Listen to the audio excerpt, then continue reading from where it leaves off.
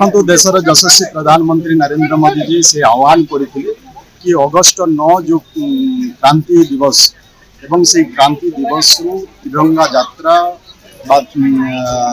हर घर तिरंगा ये कार्यक्रम ओडिशा रे भी माननीय मुख्यमंत्री मोहन चरण माझी द्वारा अगस्ट 9 रे आरंभ है।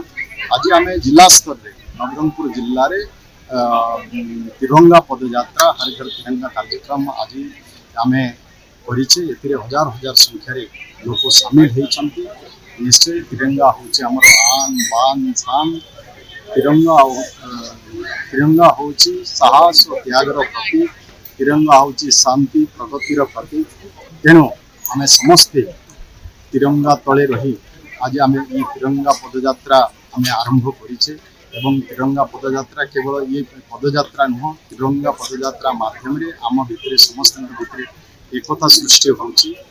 एकतार वार्ता आज समस्त पाखे पहुँची पारुची।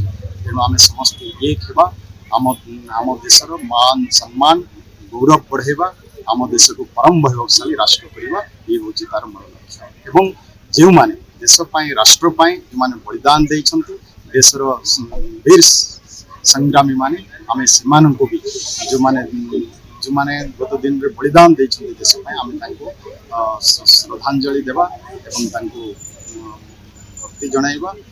एवं आज भी जो माने देश को सुरक्षा पाई निजर निजर जीवन को से माने बाजी लगाउछन्ति सेही बळी वीर सैनिक मान को आम सलाम।